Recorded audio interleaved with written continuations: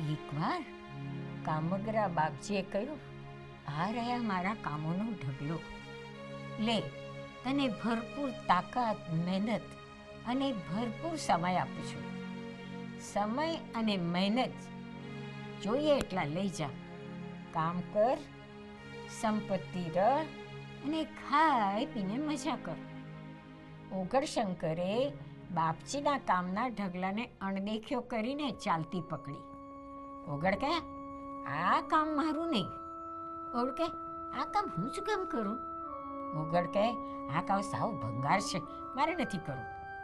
ક્યારેક વળી ઓગણશંકર એમ કહે, આ કામ બહુ અઘરું છે, એ મને નહીં આવડે, મને નહીં ફાવે. એટલે ઓગણશંકર પાસે ખૂબ સમય અને ખૂબ તાકાત હોવા છતાં ઓગણશંકરે બહુ ઓછું કામ કર્યું. અરે બહુ ઓછું શું, ભાગ્યે જ બાપજીના કામના ઢગલામાંથી એણે કોઈ કામો ઉપાડ્યા જ નહીં. ઓગણશંકરે બાપજીના ભાગ્યે જ કોઈ કામ હાથ પર લીધા. ઓગણશંકરે બહુ ઓછું રળ્યું. ઓગળ બહુ ઓછું ખાધું. ઓઘડે બહુ ઓછું પીધું અને ઓઘડે બહુ ઓછી મજા કરી. એક હતો ઓગણશંકર. કોઈ એકવાર કામગરા બાપજીએ કહ્યું, આ રહ્યા મારા કામોનો ઢગલો. લે, તને ભરપૂર તાકાત, મહેનત અને ભરપૂર સમય આપું છું. સમય અને મહેનત જોઈએ એટલા લઈ જા. કામ કર, સંપત્તિ રળ અને ખાઈ પીને મજા કર. ઓગણશંકરે કામનો ઢગલો બરાબર જોયો. ઓગળ કહે, આ કામ મારું. ઓગળ કહે, આ કામ હું કેમ ન કરું? ઓગળ કહે, આ કામ બહુ સરસ છે, હું ચોક્કસ કરીશ.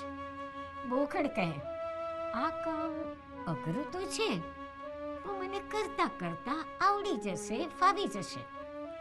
અને ઓગણશંકરે સમય અને તાકાત ખર્ચીને ઘણા બધા કામો કર્યા.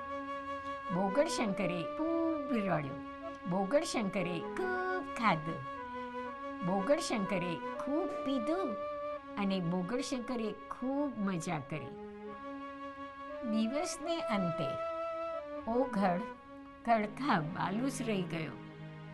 સમય અને તાકાત તો ખલાસ થઈ ગયા, એમ છતાં એણે ખાસ કશું રોળ્યું નહીં. કહે છે કે ઓગણશંકરે કીર્તિ અને કલદાર બંને રળ્યા.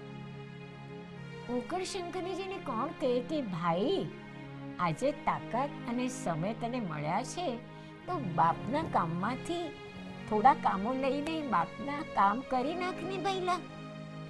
અને તું પણ ખાધું પીધું ને મજા કરને ભાઈ. લો, જે આગળ પર કહેવાઈ ગયું છે તે ફરી એકવાર મેં કહી દીધું.